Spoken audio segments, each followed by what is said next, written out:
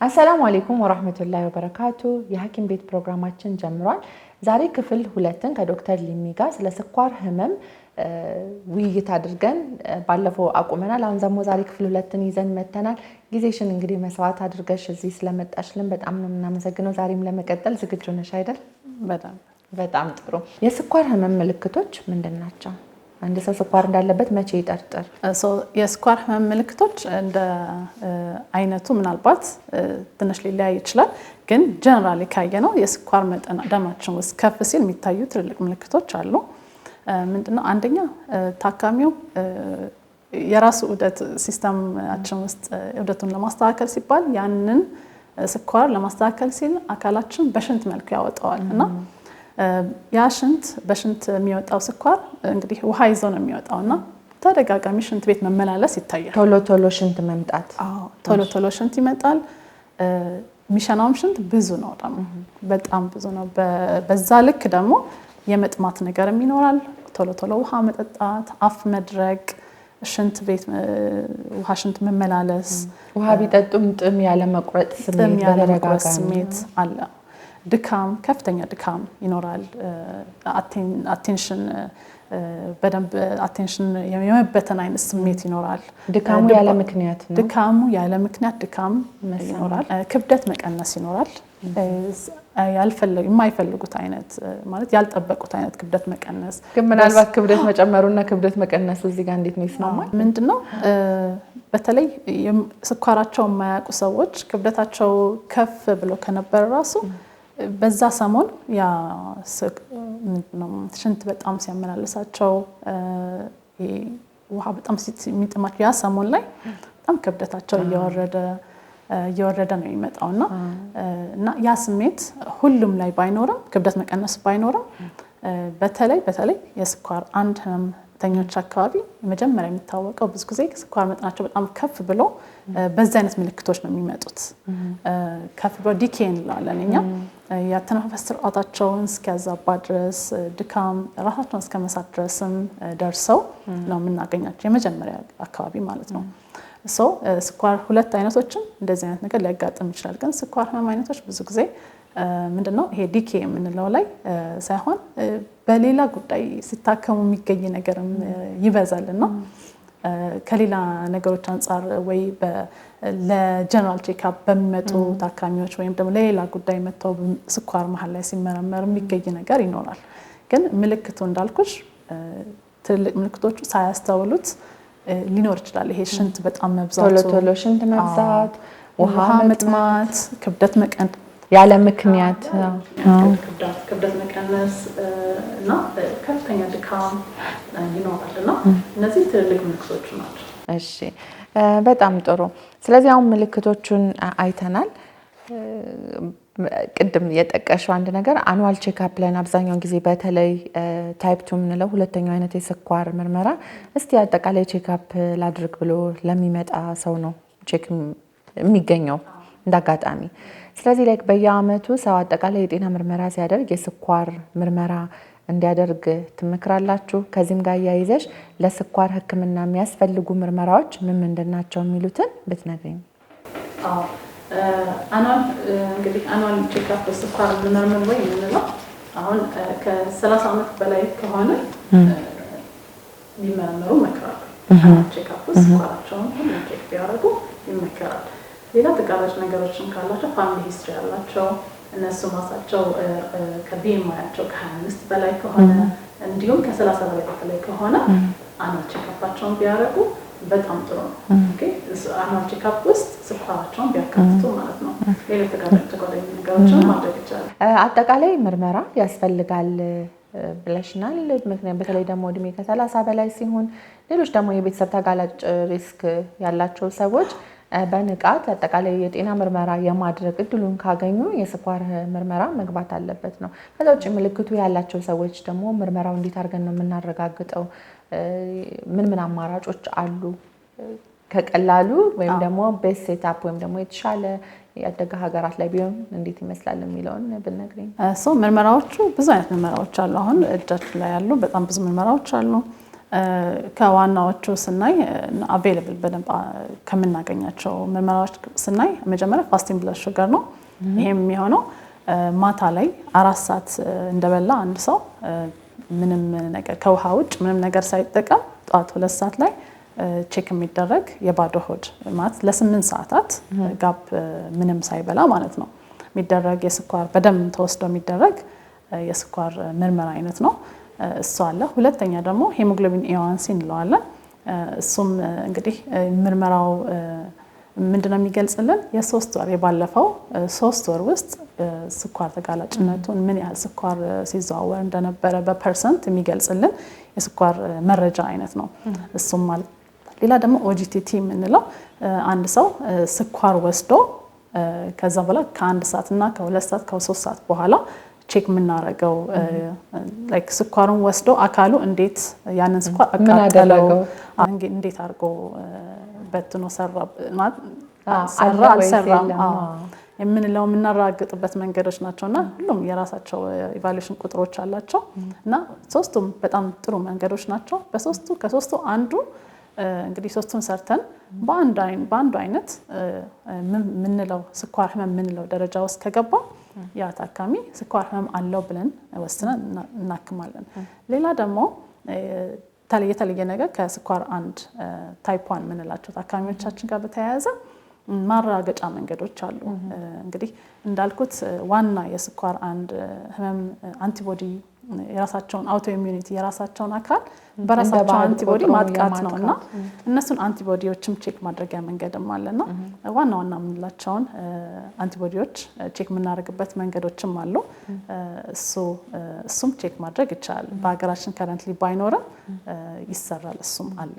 ምናልባት የዘረመል ምርመራ ግን ይጠቅማል። አሁን ባደጉት ሀገራት ያው እኛ ሀገር ቅንጦት ቢሆን የዘረመል ሪስኮችን ቼክ ማድረግ አስፈላጊ ባይሆንም ይቻላል። ግን ይሄን እርግጠኛ ሆነሽ አንድ የዘረመል ችግር አለ እና ስኳር ይዘሃል ብለሽ መወሰን ከባድ ነው።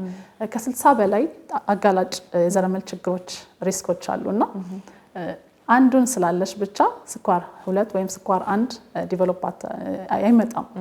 ለዛ ዋናው ነገር ደግሞ ሁለቱም ላይ ኢንቫይሮንመንታል ፋክተርስ ወይም ኑሯቸው ውስጥ የሚገጥማቸው ፋክተሮች ማተር ያደርጋሉ። ለዛ እነሱን ኮሚት ተደርጎ የዘረመል ምርመራ ለስኳር ህመም ማረጋገጫ አይደለም። ልክ ነሽ። ምናልባት አሁን የዘረመል ቦና አጋጣሚ ትሬኒንግ አግኝቼ ነበርና ጄኔቲክ ቴስት በምንሰራበት ጊዜ ሁሉም ነገር ያጋልጠናል የሚለውን ለማወቅ አይደለም። አንዳንድ ህመሞች ምናልባት 100% ሚውቴሽኑ ካለ ያ ችግር እንደሚመጣ የምናውቅበት ሁኔታ አለ። ሌላ ደግሞ ፕሪዲስፖዚሽናል የምንለው ያ ሚውቴሽን ካለ ለወደፊት ተጋላጭነቱ ይጨምራል የምንለው አለ። የስኳር ህመምም ከእንደዚህ አይነቶች ውስጥ ነው ሊሆን የሚችለው። ምክንያቱም ልክ ያን ጄኔቲክ ሚውቴሽን አለ ሲባል ይይዝሃል ዋስትና ሳይሆን ያኗኗር ዘይቤህን ግን ብትቀይረው ደግሞ ጥሩ ነው፣ ተጋላጭነትህን ቀድመህ በተወሰነ መልኩ መከላከል ትችላለህ የሚለውን አመላካች ነው። በትክክል እና ቅድም አሁን ፋስቲንግ ብለድ ሹገር ምርመራ ስትነግሪ ፋስቲንግ ብለድ ሹገር 8 ሰዓት ባዶ ሆድ ሆኖ ማታ ነው የሚመጣው። ቀን ላይ ጠዋት ያልበላ ሰው ቀን 8 ሰዓት መጥቶ ላቦራቶሪ ደም ቢሰጥ ተመሳሳይ ውጤት ነው የሚያገኘው። እንግዲህ 8 ሰዓት ፋስት ካረገ ተመሳሳይ ውጤት እንጠብቃለን። ግን ኖርማሊ ወደታችን ስሊፕ ዌክ ሳይክል ላይ ማተር ያደርጋል። አሁን ቀን ተኝቶ ሌሎች ሆርሞኖችም እንግዲህ የግሉኮስ ሜታቦሊዝም ወይም የግሉኮስ ዑደትን የሚቆጣጠሩ ሌሎች ሆርሞኖችም አሉ። በስሊፕ ዌይ በመተኛትና በመንቃት የሚዛቡ ማለት ነው። በሱ ሂደት ውስጥ የጠዋቱን እንመርጣለን። ማታ ተኝቶ ቀን ለሚነሳ ሰው የጠዋቱን እንመርጣለን። ለምሳሌ ግን የማታ ሺፍት ሰው የሚሰራ ከሆነ ምናልባት ቀን ስለሚተኛ ይሄ ሌሎች ሆርሞን ተጓዳኝ ሆርሞኖች ስላሉ የሱ ሆርሞኖች ቀን ላይ ያ ሳይክል ስለሚገለበጥ ምናልባት የቀኑን የሱን ልንመርጥ እንችላለን። በጣም ጥሩ ተመልካቾቻችን፣ ከዶክተር ሊሚ ጋር ያለን ቆይታ አላበቃም። በቀጣይ ክፍል ደግሞ እስካሁን እንግዲህ አጋላጭ አይነቱ ምንድነው፣ አጋላጭ ሁኔታዎቹ፣ ምልክቶቹ ምንድናቸው የሚሉትን አይተናል። ተመልካቾቻችን ካፍታ ቆይታ በኋላ ተመልሰን እንመጣለን። ተመልካቾቻችን ተመልሰን መተናል። የስኳር ህመም አይነት ምንድነው? አጋላጭ መንስኤዎቹስ ምንድናቸው? የሚያሳዩትስ ምልክት ምንድነው? ምርመራውስ ምን ይመስላል የሚለውን ዳሰሳ አድርገናል። በዛሬው ክፍል ደግሞ የምናየው ህክምናዎቹ፣ የህክምና አማራጮች ምንድናቸው፣ ካልታከመ ምን ሊያጋጥመን ይችላል የሚሉ ኮምፕሊኬሽኖችን ሊያጋጥሙን የሚችሉ ነገሮችን፣ ከዛም ደግሞ አመጋገባችን እስከ ስኳር ጋር ምን ይመስላል የሚሉትን ጠቃሚ የሆኑ ውይይት እናደርጋለን። እንደምታተርፉበት ተስፋ እናደርጋለን ኢንሻአላህ። አሁን የምናየው ባለፈው ሳምንት ስለ ምርመራዎቹ አይተናል። ምርመራዎቹ ላይ የሚያጋጥምሽ በስራ ያጋጠሙሽ ነገሮችን እስቲ ገጠመኞችን ከዚሁ ጋር አያይዘሽ ብትነግሪኝ። አዎ ያው ይኖራሉ አንዳንድ ነገሮች። ለምሳሌ አሁን ያው ስህተቶች ናቸው። አንድ ያስተዋልኩት ስህተቶች ምንድነው፣ ለምርመራ ቀን አሁን ማለት ስኳር ህመም ያላቸው ታካሚዎቻችን ምርመራ ቀን ሲመጡ ያው ማታውን ወይም 1-2-3 ቀን በጣም ተጠንቅቀው በልተው ልክ ሲደርስ ማለት ነው ህክምና ሰዓቱ ወይም ቀጠሮ ቀን ሲደርስ ተጠንቅቀው ብቻ የሚያደርጉት አንዳንድ የስኳር ምርመራዎች አሉና እሱ ነገር ገጥሞኝ ያውቃል። እስቲ ብታብራሪልን። ለምሳሌ አሁን ፋስቲንግ ብዙ ጊዜ ማታውን በጣም ቀላል ነገር ከወሰድ መድኃኒትሽ እንግዲህ ስለሚሰራ በጣም ትንሽ ነው የጠዋት ስኳርሽ የሚሆነው። በጣም ቀላል ነገር መውሰድ ወይም ደግሞ በቃ ወይም አለመብላትም ሊሆን ይችላል፣ ወይም ከ8 ሰዓት በላይ መጾም ሊሆን ይችላል እና እንደዛ ሆነው ሳምፕል ሲወሰድ ያው የሚፈለገው ደረጃ ላይ ወይም ጥሩ ነው የምንለው ደረጃ ያሳያል። ግን ምንድነው ያው ይሄ ከስተት ነው ወይ የሐኪምን ቁጣ ከመፍራት ምናልባት ሐኪሙን ሀያ ከማድረግም ይሆናል ይቆጣኛል ሐኪም ሊሆን ይችላል ብለው ከማክበር የተነሳ ሊሆን ይችላል። አዎ እሱ አይነት ነገሮች ያው ፎልስ ሪዛልቶች ደግሞ ምንድነው ወደ ኋላ ታመሳክሩት ማመሳከሪያ መንገዶች አሉ። ትክክል። ማመሳከሪያ መንገዶች ምንድናቸው? አንደኛ ሄሞግሎቢን ኤዋንሲ የምንለውን በተጓዳኝ አብረን ስለምናይ ብዙ ጊዜ እሱ የ3 ወር አማካኝ ይገልጻል። በተለይ ደግሞ ባለፈው 1 ወር ውስጥ ያለውን 50% ሼር ስላለው የሪዛልቱ ላይ እንግዲህ ሄሞግሎቢን ኤዋንሲው ከፍ ብሎ ስናገኘው ያቺ ፋስቲንግ ብቻ ማተር አታረግም ማለት ነው። ለዛ ኮንትሮሉ ካልነበረው በጣም ጥሩ እንግዲህ አመጋገብ ሂደትም ወይም በትክክል መድኃኒት አለመውሰድ ምንም ካለ ስኳሩ ከፍና ዝቅታ በጣም ከነበረው የሚያሳየን ሄሞግሎቢን ኤዋንሲ ነው።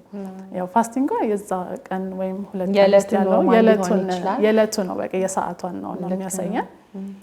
ሄሞግሎቢን ኤዋንሲ ሪፍሌክት የሚያደርገውን ነገር አይተን ያው ተጨማሪ ምክርም ተጨማሪ መድኃኒት የሚስተካከል ነገርም እናስተካክላለን። ለዛ ያው ታካሚ ይሄንን አውቆ ያው ራሳቸውን ለራስ ታማኝ መሆን ያስፈልጋልና ነገሮችን የምንቀይረው ትክክለኛ ሪዛልት ስናገኝም አይደል? አዎ። እና የሚቀየር ነገርም ለመወሰን ሐኪሙ ኔክስት ስቴፕ እንዲሄድ የሚወስነው ትክክለኛ ሪዛልቶች ናቸውና በተለይ ደግሞ እንደዚህ አሁን የአንድ ቀን ሪዛልት ምናምን ይዘው ብቻ ባይመጡ ራሱ ይመከራል። ኤዋንሲ ሄሞግሎቢን ኤዋንሲ ያው በየሰዓቱ የሚሰራ ምርመራ አይደለም። ያው በ3 ወር ነው የሚሰራው። ግን ፋስቲንግ ብለድ ሹገር ይሄ ከምግብ በኋላ 2 ሰዓት ጠብቀን የምንሰራው ምርመራዎች ግን ቢያንስ በሳምንት 2ቴም 3ቴም ራሳቸውን ቢያስተውሉ ቢያዩ ቢመዘግቡና ለሐኪማቸው ቢያቀርቡ ጥሩ ነው ላለው ከዚህ አጋጣሚ አንፃር ማለት ነው። ስለዚህ ላይክ እንደ ሐኪም እነዚህን አይነት ነገሮች የምናመሳክርበት አማራጮች አሉን። ከዛም በተጨማሪ ግን ሐኪም ያንን ርቀት ራሱ ሳይሄድ ታካሚው በስተመጨረሻ የራሱ ህይወት ነው፣ የራሱ ጤንነት የራሱ ኃላፊነት ነው። ስለዚህ ያኗኗር ዘይቤውንም ሆነ መድኃኒቶችንም ይሁን የተለያዩ በሐኪም የሚሰጡ ምክሮችን ደግሞ መተግበር ለራስ ደህንነት የሚበጅ ነገር ስለሆነ እንደዚህ አይነት ነገርም ከማድረግ አትሊስት ቢቆጠቡ የሚለውንም መልእክት ለማስተላለፍ ነው። አሁን በመቀጠል ደግሞ የምናየው የስኳር ህመም እንግዲህ አሁን በተለያዩ አይነት መንገድ በሰፊ ማብራሪያ አይተነዋልና አንድ ሰው ስኳር አይነት 1 ካለው አይነት 2 ካለው እንደ ስኳር አይነቱ ከእርግዝናም ጋር የመጣ ከሆነ የህክምና አማራጮቹ ምንድናቸው? ምንድናቸው ዋና ፕሪንሲፕሎቹ የሚለውን ብትነግሪኝ። ህክምናው ሰፊ ኦፕሽኖች ያለው ህክምና አለ። ለስኳር አንድ ህክምና ያው ኢንሱሊን መተካት ነው። ብዙ ቾይስ ኦፍ ኢንሱሊኖች አሉን እና ከነሱ ኢንሱሊኖች መሃል ከታካሚው ጋር አብሮ የሚሄደውን አይነት ኢንሱሊን መርጦ እሱን ኢንሱሊን የመተካት ሂደት ነው የምናደርገው። ወደ ታይፕ 2 ህክምና ስንመጣ ግን በኢንሱሊን መታከም ይችላል፣ በኪኒኖችን መታከም ይችላል። እንግዲህ በስቴፕ ዋይዝ የምንሄዳቸው ነገሮች አሉ። ታይፕ 2 ታካሚዎቻችን በብዛት እድሜያቸው እንዳልኩሽ በብዛቶቹ ነው እንግዲህ በብዛት ከ30 ዓመት በላይ ናቸው። እድሜያቸው ከዛም ገፋ ያሉ ናቸው እና ከሱ ጋር ከእድሜ ጋር በተያያዘ ተጓዳኝ ሌሎች ህመሞች አሏቸው በብዛት አብሮ ይሄ ስኳር ህመም ሲገኝ ማለት ነው። እና በጊዜ ሂደትም የሚመጡ አብሮ ተጓዳኝ ችግሮች ይመጣሉ። የኮሌስትሮል ፕሮብለሞች ይመጣሉ፣ ከስብ ችግር ጋር ማለት ነው የሚመጡ ችግሮች ይመጣሉ። ግፊት አብሮ ሊኖር ይችላል።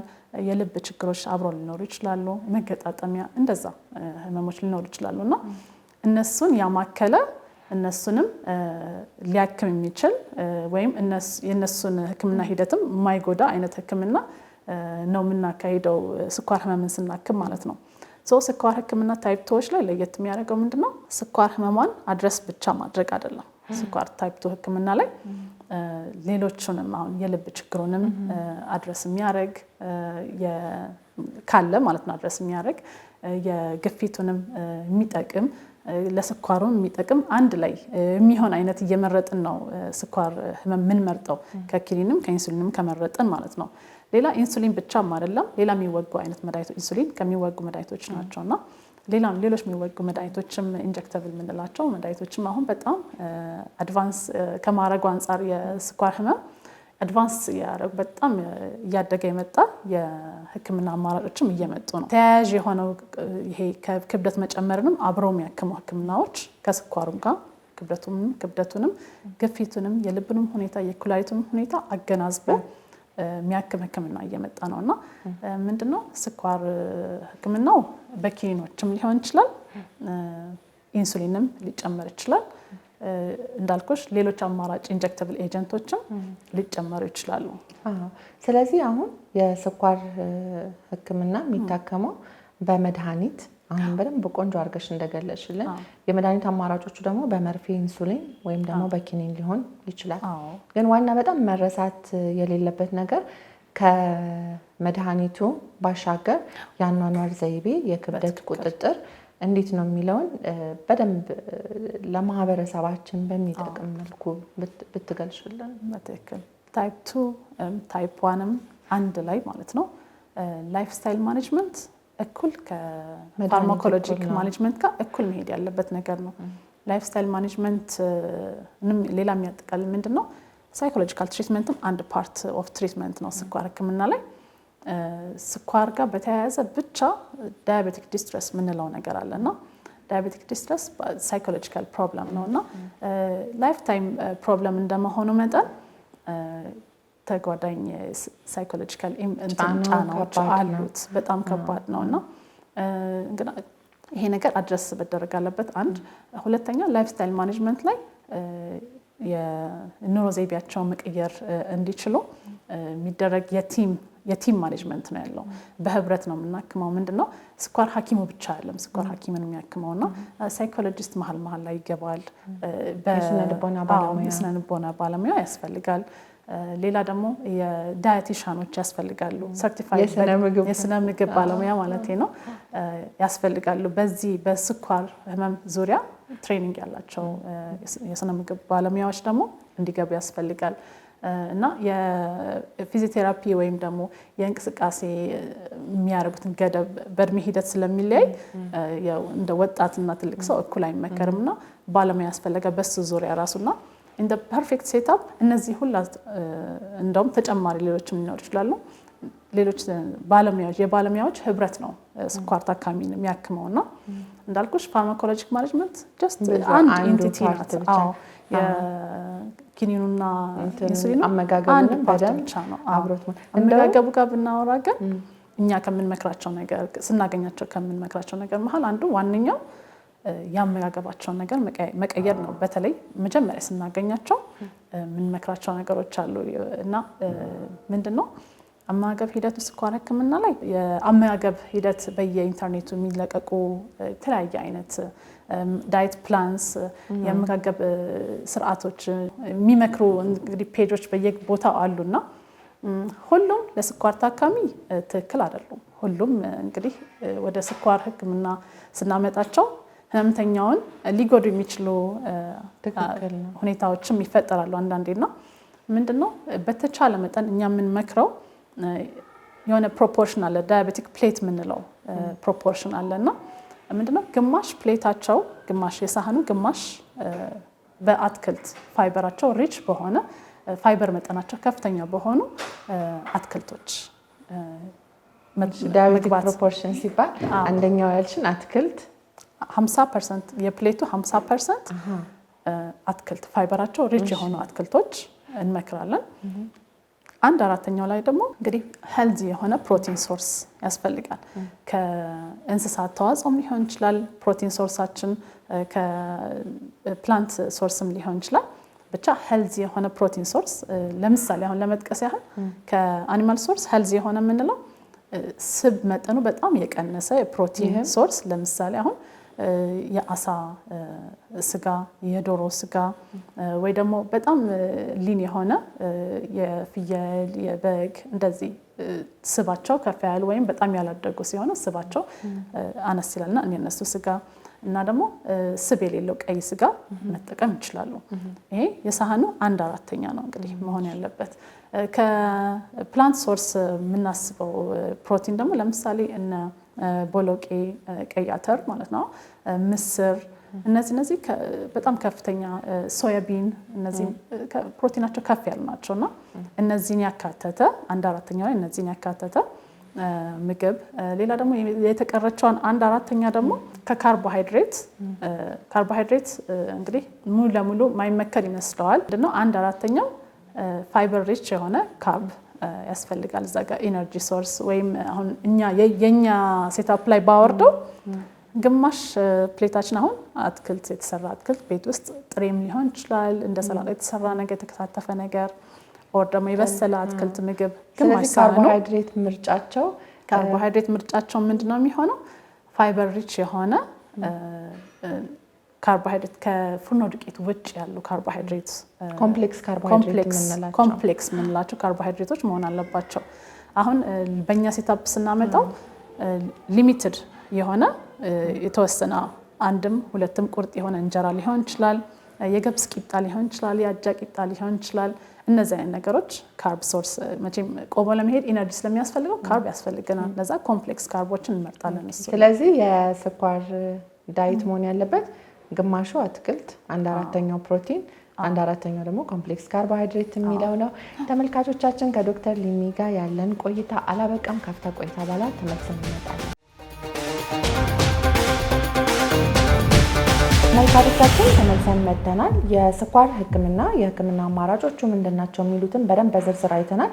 በተለይ የአመጋገብ ስርዓቱ በጣም አስፈላጊ እንደሆነ ከህክምና ከመርፌም ከክኒኑም እኩል በሚባል መልኩ አመጋገብና የአኗኗር ዘይቤ ማስተካከል በጣም አስፈላጊ መሆኑን አይተናል። በዚህ አጋጣሚ ግን አያይዞ መጥቀስ የምፈልገው ነገር ምንድነው በተለያዩ አይነት ማህበራዊ ሚዲያዎች ላይ የምንሰማቸው የአመጋገብ ስርዓቶች አሉ። ይሄ ይጠቅማቸዋል፣ ይሄ ይበጃቸዋል፣ ይሄንን አድርጉ ለስኳር ህመም ለእንትን የተባለ የተለያዩ አይነት መረጃዎች ይሰጣሉ። እርግጥ ነው ጤናማ የአመጋገብ ስርዓት ይመከራል። ያንን የሚያበረታቱ ኮንቴንቶችም ጥሩ ናቸው። ነገር ግን ከባለሙያ ጋርና ከህመሙ አንፃር ጋር ከባለሙያ ጋር ያመሳከርን መሆን አለበት እነዚህ አይነት ምክሮች መምጣት ያለባቸው እንጂ ሁሉንም መረጃ ስላገኘን ፕሮሰስ የምናደርግበትን ነገር በደንብ መጠንቀቅ አለብን ብዬ መጥቀስ እፈልጋለሁ።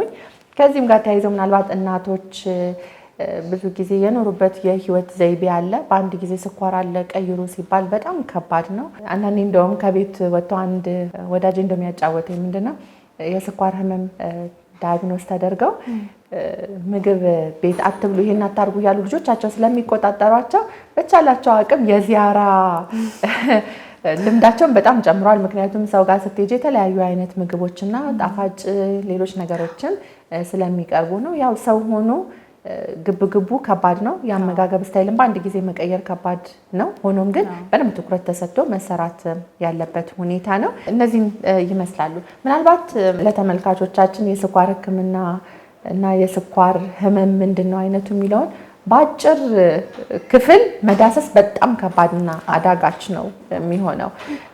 ከስኳር ህመም ጋር ተያይዞ የተለያዩ አይነት ነገሮች ብዙ አጀንዳዎች አሉ የሚነሱበት እና ተመልካቾቻችንም ብዙ ጥያቄ ይኖራቸዋል። ምናልባት በነጃሺ ቲቪ ወይም ከስር በሚቀመጠው ስልክ ጥያቄዎቻችሁን ቢልኩልን ኮምባይን አድርገን አንቺም ያው ውድ ጊዜሽን መስዋዕትነት ከፍለሽልን እነዚህን ጥያቄዎች ብንዳስሳቸው ምን ይመስልሻል? ደስ ይለኛል። ሰፋ ያለ ነገር የዛኔ እናወራበት ይሆናል። ጥያቄያቸውንም መሰረት ስናደርግ ደግሞ የእነሱን መልስ መመለሱ ጥሩ የሚሆን ይመስለኛል። በጣም ነው የምናመሰግነው ዶክተር ሊሚ።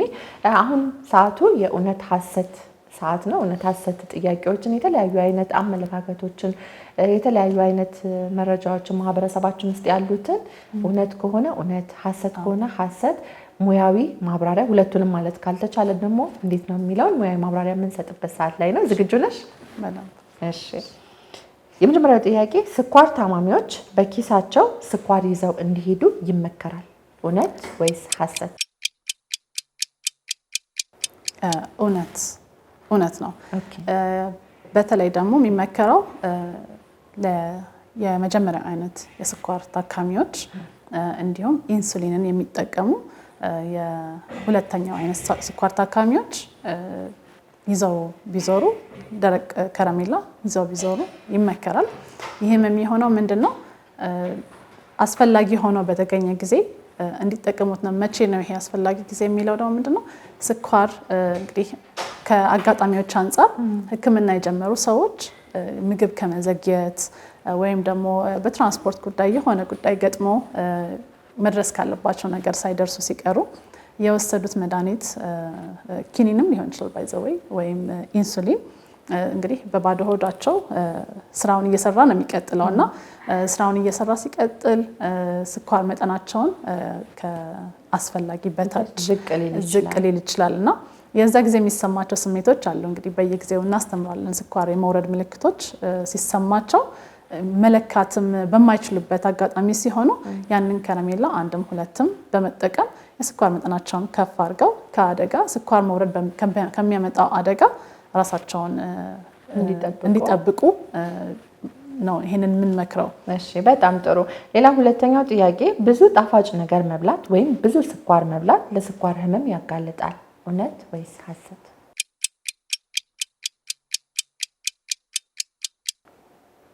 መሀል ላይ ልውሰደውና ብዙ ስኳር መብላቱ የሚያመጣቸው ችግሮች ብንለው አዎ ያጋልጣል።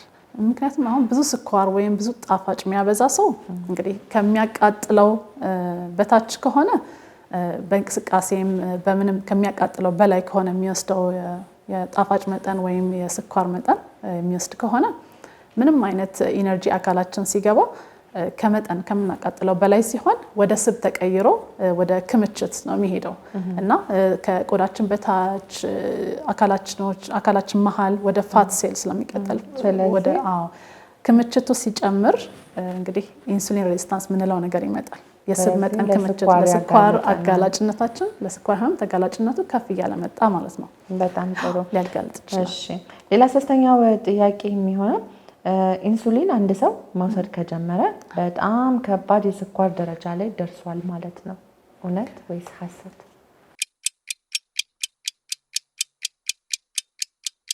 እውነትም ሀሰትም ማለት አይቻልም። ይሄም ግን ምንድነው ስኳር መጀመሪያ አካባቢ አሁን ለታይፕ 1 መጀመሪያ መጨረሻም ምንለው ነገር አይደለም። ኢንሱሊን መውሰድ ግዴታ መውሰድ ያለባቸው ነገር ነው፣ ሪፕሌስ እያደረግን ስለሆነ ማለት ነው።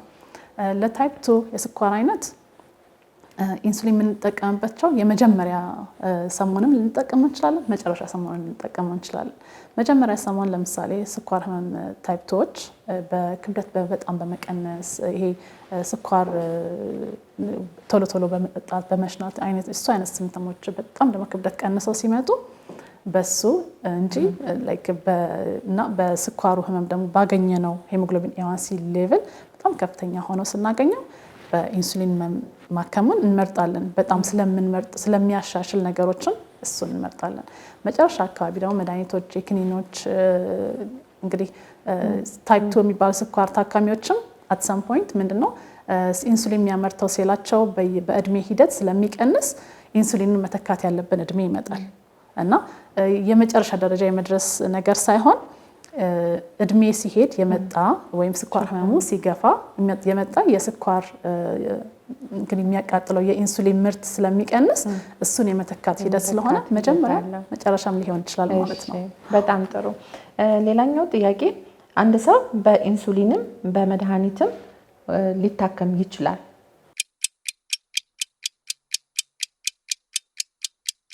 እውነት አንድ ላይ መታከም ይችላል ሰው፣ ሁለቱም አንድ ላይ መሄድ ይችላል። ብዙ ጊዜ እንደውም በጤና ባለሙያዎች አንፃር ወይ ኢንሱሊን ብቻ ነው ወይ መድኃኒት ብቻ ነው፣ ሁለቱ እንዴት አስጀመራችሁ የሚባል ራሱ ሚስኮንሰፕሽን አለና እነዚህ በሁለቱም መታከም ይችላል ማለት ነው። በጣም ጥሩ። እሺ ሌላኛው ጾም ኢንተርሚተንት ፋስቲንግ አይነት 2 የስኳር ህመምን ይከላከላል፣ እውነት ወይስ ሐሰት?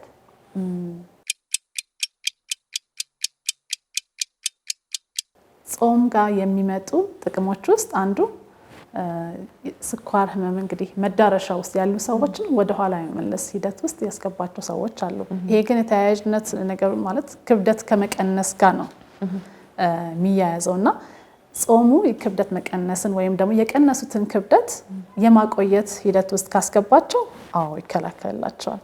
ግን ምንም ክብደት መቀነስ ከሌለው ይከላከላል ማለት ይከብዳል። በጣም ጥሩ። እሺ ሌላኛው በቂ እንቅልፍ አለመተኛት ስትሬስ የስኳር መጠንን ሊጨምር ይችላል፣ እውነት ወይስ ሐሰት?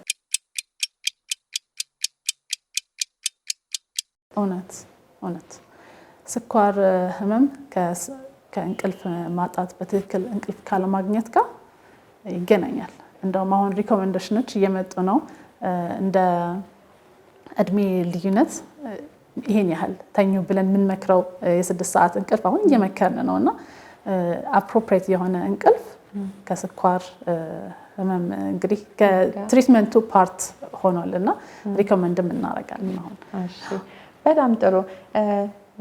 ሌላኛው የአንድ ሰው የውሃ ሽንት ላይ ብዙ ዝንቦች ካረፉ ያ ሰው ስኳር ታማሚ ሊሆን ይችላል፣ እውነት ወይስ ሐሰት?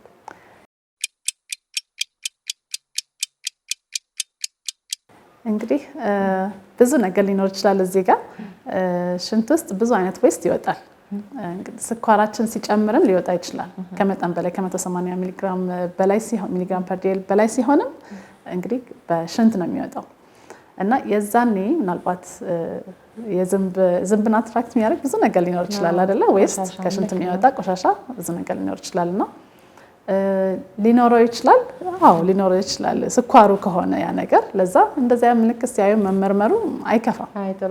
እንደውም ምናልባት ከታሪክ አመጣጡ ከስኳር ህመም የመጀመሪያው ጋር ተያይዞ በዚህ አይነት መልኩ ነበር አይደል? የሚገርምሽ አዎ እንደዛ ነው። ታሪክ አመጣጡ ስኳር ራሱ የታወቀው እንደዚህ ውሻ እንደዚህ በሸናው ሽንት ዝንቦች ሲሰበሰቡ ምንድነው ነገሩ በሚል ነው ሳይንቲስቶች መጀመሪያ አካባቢ የታወቀውና ታሪክ አመጣጡ ከሱ ጋር ይገናኛል። በጣም ጥሩ። ሌላኛው የስኳር ህመም የመርሳት ችግር ያመጣል፣ እውነት ወይስ ሐሰት?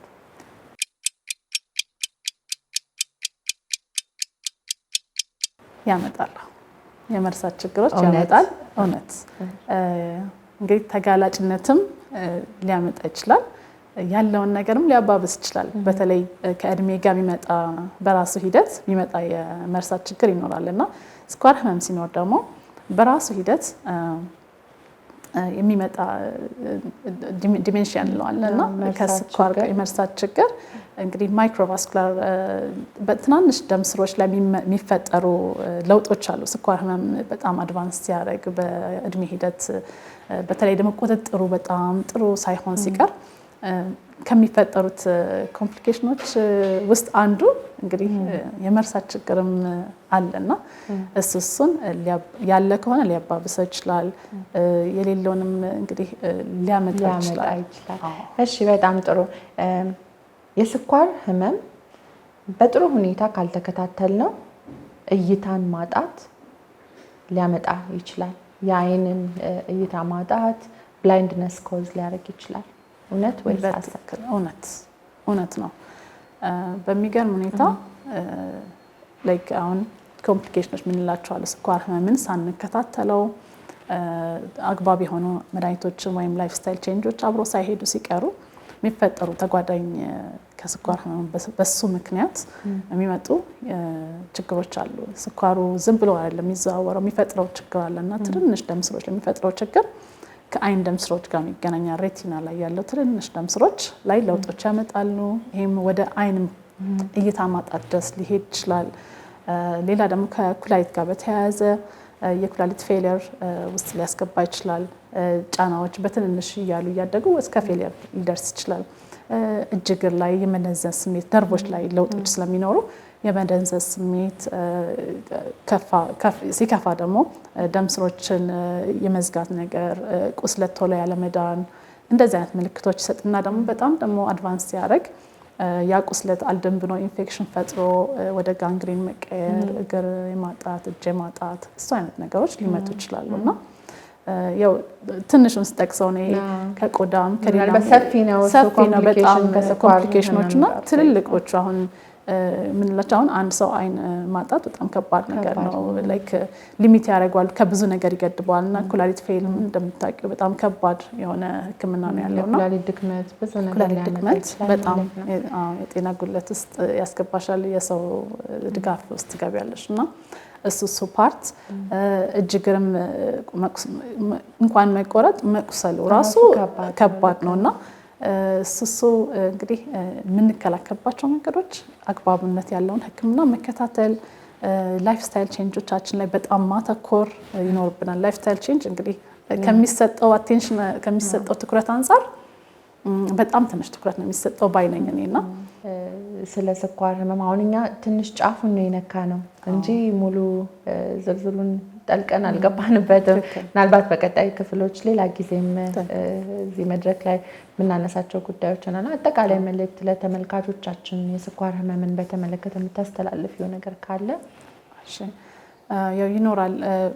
ፎከስ አድርጌ ለጠቅላላው ማህበረሰብ ማለት የምፈልገው ምንድን ነው ስኳር ህመም ያው ከ90% በላዩ ታይፕ 2 ታካሚዎች ናቸው ያላችሁት እና ታይፕ 2 የምትባሉት ታካሚዎች ደግሞ እንዲሁም ታይፕ 1ዎችም ላይፍ ስታይል ወይም የኑሮ ዘይቤያችሁን መቀየር ላይ በጣም ብታተኩሩ ማለትም አመጋገባችሁ ላይ የሚመከር አይነት እንቅስቃሴዎችን በማድረግ ሐኪማችሁ በሚነግራችሁ መንገድ እና ከስኳር ህመም ጋር በተያያዘ እውቀቱ ያላቸው ወይም ትሬኒንጉ ያላቸው የስነ ምግብ ባለሙያዎችን በማማከር ክብደት በመቀነስ ክብደታችሁን ቀንሳችሁ ባለበት በማስቀጠል እናም ለራሳችሁ ታማኝ በመሆን ሐኪማችሁን በመፍራት ብቻ ሳይሆን ወይም ደግሞ ምን ይሉኛል ሳይሆን ነገን የሚፈጠሩት ኮምፕሊኬሽኖች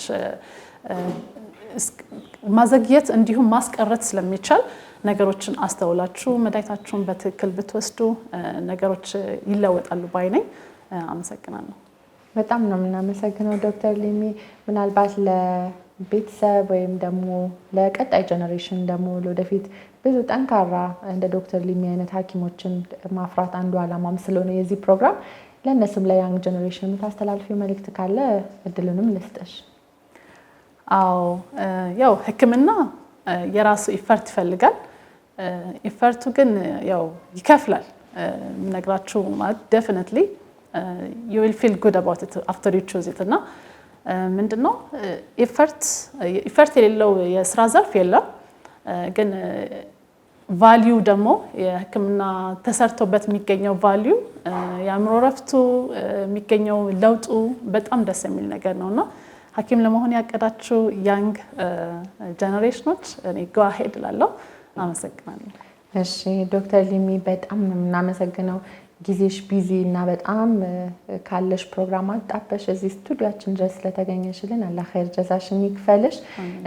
በዚህ አጋጣሚ የመጨረሻ መልእክት ዶክተር ሊሚ የት እናገኛት ብለው ለሚጠይቁ ሰዎች የት ያገኙሻል? ቅዱስ ጳውሎስ ሆስፒታል እሰራለሁኝ። እንደውም በትርፍ ጊዜ ኢትዮጵያ ሆስፒታል ያገኙኛል። እሺ በጣም ጥሩ እናመሰግናለን። ውድ ተመልካቾቻችን ከዶክተር ሊሚ ባሻ ጋር የነበረን ቆይታ ይህንን ይመስል ነበር። የስኳር ህመም የእያንዳንዳችንን ቤት ያንኳኳ ከ9 ሰው 1 ሰው ዓለም አቀፋዊ ባለን መረጃ መሰረት የስኳር ታማሚ እንደሆነ ይህም ደግሞ በቂ ሕክምና ክትትል እንደሚያስፈልገው የጤና ባለሙያዎች ጋር በመቅረብ በቂ ክትትል እንደሚያስፈልግ የስኳር ህመም አይነቱ ምንድነው፣ ሕክምናው አማራጮቹ ምንድናቸው የሚሉትን አይተናል። በቂ ክትትል በማድረግ ደግሞ አላስፈላጊ የሆኑ የጎንዮሽ ጉዳቶች ኮምፕሊኬሽኖችን መከላከል እንችላለን። እይታ እስከ ማጣት፣ ኩላሊት ጉዳት፣ ዘላቂ የሆኑ ብዙ አይነት እግር ላይ ቁስል የማይድን ቁስል የመምጣት ከዛም አልፎ ተርፎ በበቂ ሁኔታ እሱም ካልታከመ ደግሞ እግርን እስከ ማጣት ደረጃ ሊያደርስ የሚችል የጤና እክል ነው። ግን በበቂና በጥሩ ሁኔታ ከተቆጣጠርን ደግሞ ረዘም ያለ ጊዜ እነዚህ አይነት ችግሮች ሳይመጡ ማስቀረት ወይም ደግሞ በጣም ማዘግየት የሚቻልበት ሁኔታ ነው። ተመልካቾቻችን ያላችሁን ጥያቄ በነጃሺ ቲቪ ስልክ በሚቀመጠው በነጃሺ ቲቪ ከስር በሚቀመጠው ስልክ ቁጥር ጥያቄዎቻችሁን በመላክ በቀጣይ እንግዲህ ባለሙያ ጋብዘን የምንዳስስ ይሆናል። እስካሁን ለነበረን ቆይታ እንግዳ የሆነሽ እዚህ ስለተገኘሽ እጅግ በጣም እናመሰግናለን። አቅራቢያችሁ ዶክተር ሐናን አለባቸው ነኝ። በሚቀጥለው ሳምንት እስከምንገናኝ ወሰላሙ አለይኩም ወራህመቱላሂ ወበረካቱ።